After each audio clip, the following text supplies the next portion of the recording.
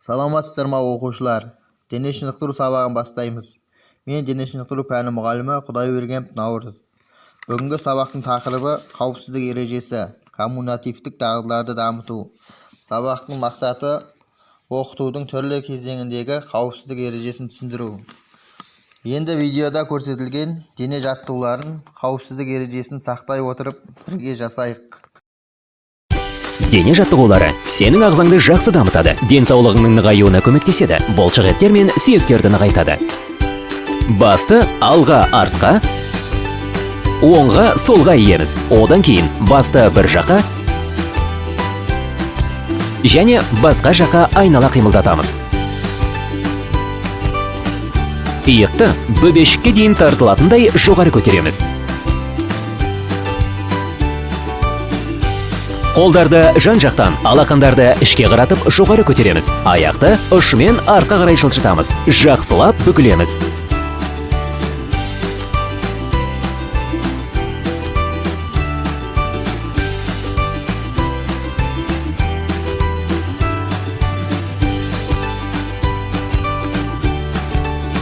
Дененің құрысын жазған соң, негізгі кешенге кірісеміз.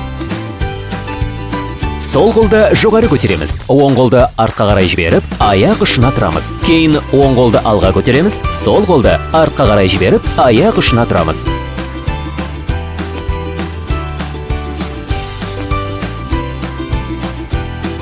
Кеудені жерден көтереміз. Қолдарды жазып, дем аламыз, бүгіп, дем шығарамыз. Тізелері бүгілген аяқтарды кезектеп көтереміз. Оң тізені сол шынтаққа, сол тізені оң шынтаққа. Оң аяқтың созылған сол қолдың саусақтарына, сол аяқтың созылған оң қолдың саусақтарына сермеулерді орындаймыз. Оң аяқ жаққа ұмтылып, денемен оң жаққа қарай, одан кейін сол аяқ жаққа ұмтылып, денемен сол жаққа қарай бұрыламыз.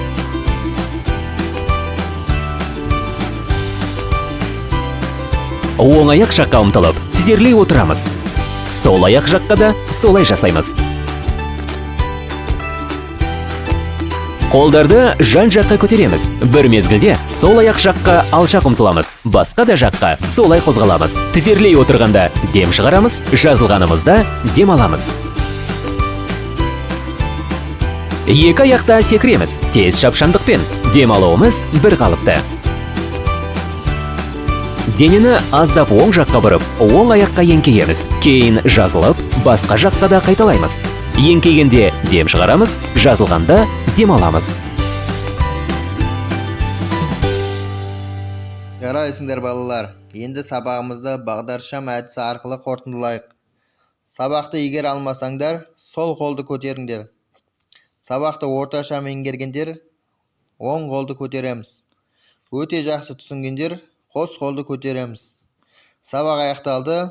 Үйге тапсырма осы жаттығуларды қайталау. Сау болыңыздар.